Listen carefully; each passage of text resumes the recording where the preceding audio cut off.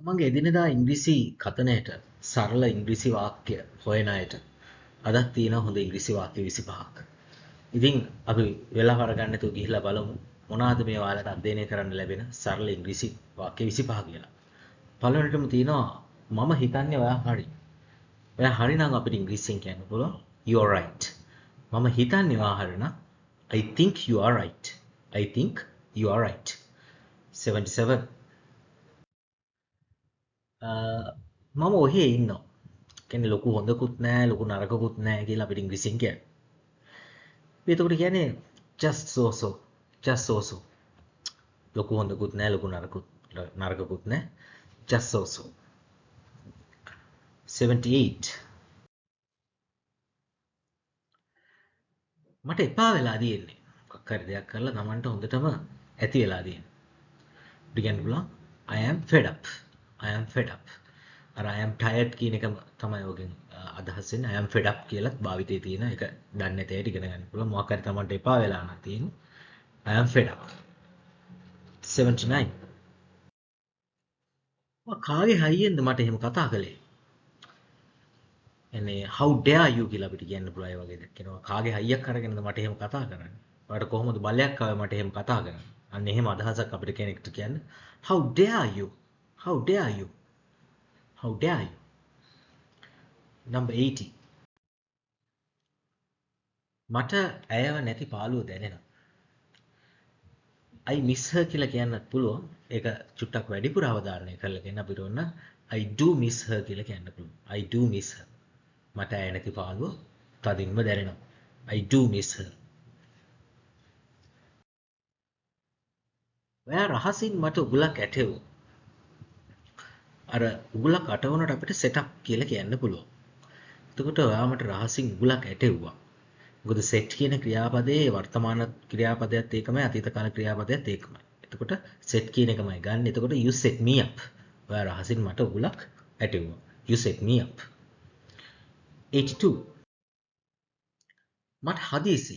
එහෙනම් මම මොකක් හරි හදිසියක ඉන්නේ. අපිට කියන්න පුළුවන් ඉංග්‍රීසි I am in a hurry. I am in a hurry. මට හදිසි I am in a hurry. ඔයා කරන රැකියාව මොකක්ද?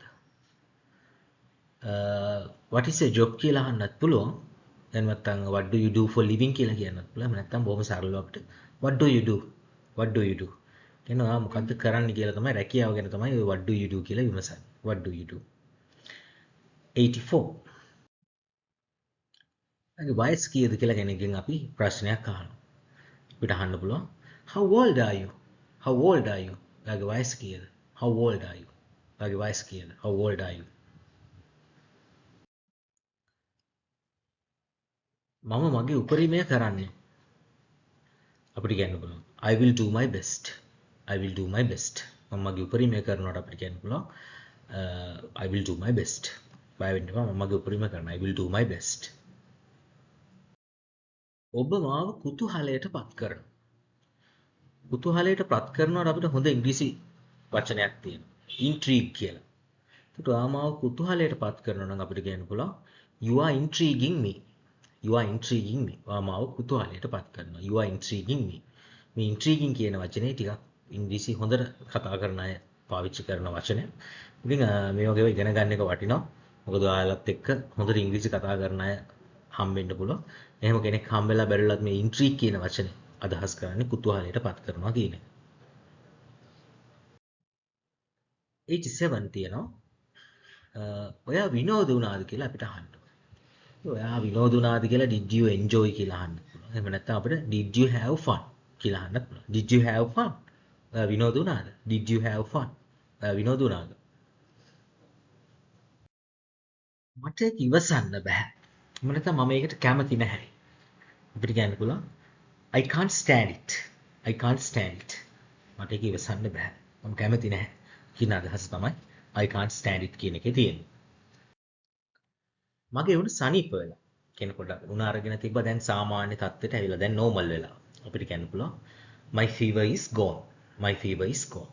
මගේ උණ සනීප වෙලා. My fever is gone. කියන්නේ මගේ උණ දැන් ගිහිල්ලා. number 90 හරි හරි. මොකක්ද ප්‍රශ්නය? ඒ කියන්නේ කෙනෙක් අපෙන් මොන හරි උදව්වක් බලාපොරොත්තු වෙනවා. අපිට ඉතින් ඇත්තට මේක උදව් කරන්න අපි කැමති. අපිට පුළුවන් එයාට උදව් කරන්න. ඉතින් අපි අහනවා හරි හරි මොකද්ද ප්‍රශ්නේ අපිට කියන්න. මම කැමති උදව් කරන්න කියන අදහස අපිට ගන්න. Sure. What is it? Sure. What is it? අනිත් මට කියන්න මම උදව් කරන්න කැමති කියන අදහස තමයි ඔකෙන් තියෙන්නේ. Sure, what is it? Number 91. ඒකෙන් මට තව දෙයක් මතක් වුණා. කියන්න පුළුවන්. That reminds me. That reminds me. ඒකෙන් මට තව දෙයක් මතක් වුණා. That reminds me. 92. දිමල් අවදි වෙන්න. අපිට මේ අදහස ඉංග්‍රීසියෙන් ගන්න අපිට කියන්න පුළුවන්. Get up Nimal. Get up. අවදි වෙන්න. Get up Nimal. 93 තියෙනවා. මම එයාව මගේ ආයතනයට ගන්නවා. අපිට කියන්න පුළුවන් I will take him. I will take him. මම එයාව මගේ ආයතනයට ගන්නවා. I will take him. කරුණාකරලා මට සමාව දෙන්න. Please forgive me. Please forgive me. කරුණාකරලා මට සමාව දෙන්න. Please forgive me. Number 94. අනිවාර්යෙන්ම අපිට definitely කියලා කියන්නත් පුළුවන්. එහෙම නැත්නම් by all means. By all means. මේක හොඳ phrase එකක්. By all means. අනිවාර්යෙන්ම කියන අදහස ගන්න අපිට by all means කියලා කියන්න පුළුවන්. 96. මේ ඡේදය කියවන්න. අපිට කියන්න පුළුවන් read this passage. Read this passage. මේ ඡේදය කියවන්න. Read this passage. 97. සල්ලි වලින්ම හැම ප්‍රශ්නයක්ම විසඳන්න බෑ. අපිට මේ අදහස ගන්න මෙන්න මෙහෙම කියන්න පුළුවන්. Money isn't everything. Money isn't everything. සල්ලි වලින් හැම ප්‍රශ්නයක්ම විසඳන්න බෑ. Money isn't everything. Money is not everything කියලා කියන්නත් පුළුවන්. ඒතර not කියන එක වෙනම කිව්වහම ඒකෙන් අර වැඩිපුර නැත යන අර්ථය චුට්ටක් අවධාරණය කරන්න පුළුවන්. ඕනනම් අපිට not කියන එක වෙනම කියන්න. Money is not everything. 98. මම මේ දවස්වල හයියෙන්ම වැඩේ කියන්නේ ගොඩාක් කාර්යබහුල වෙලා ඉන්නේ. මේ දවස්වල වැඩවලට ගොඩාක් කාර්යබහුල වෙලා ඉන්නේ. අපිට කියන්න පුළුවන් I am busy working. කැමති නම් these days කියලා හරි at this moment හරි මොකක් හරි කියලා කියන්න පුළුවන්. I am busy working.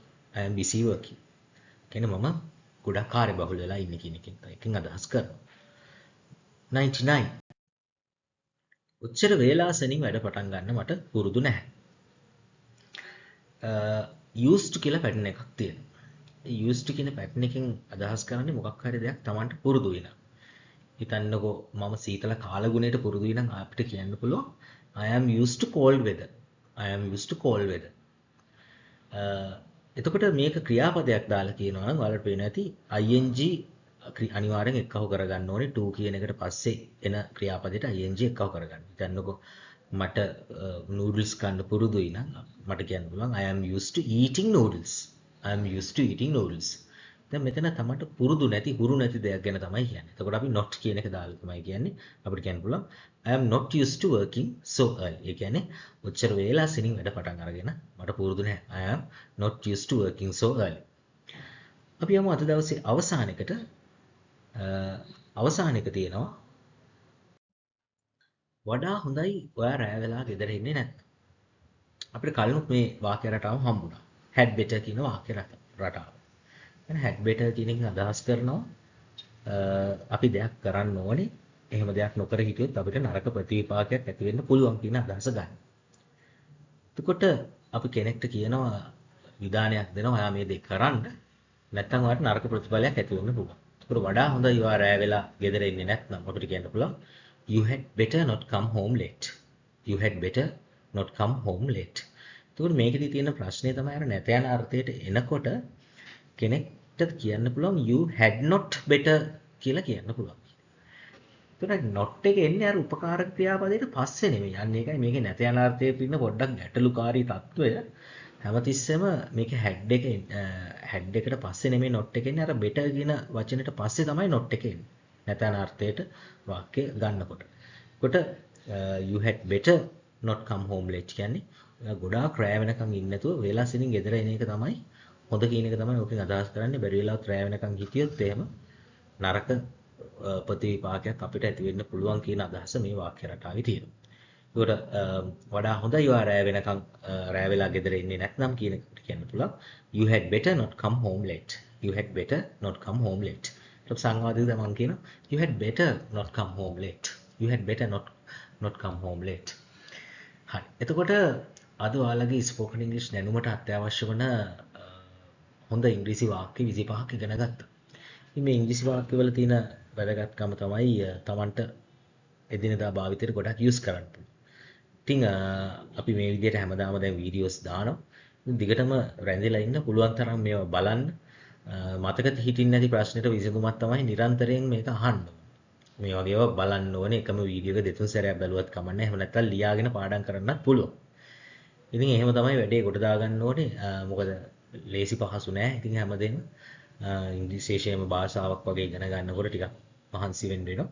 හරි අපි එහෙනම් මේ වගේම හොඳ වීඩියෝ එකකින් නැවතත් හම්බෙමු. බොහොම ස්තුතියි වීඩියෝ එකත් එක්ක රැඳිලා හිටියට.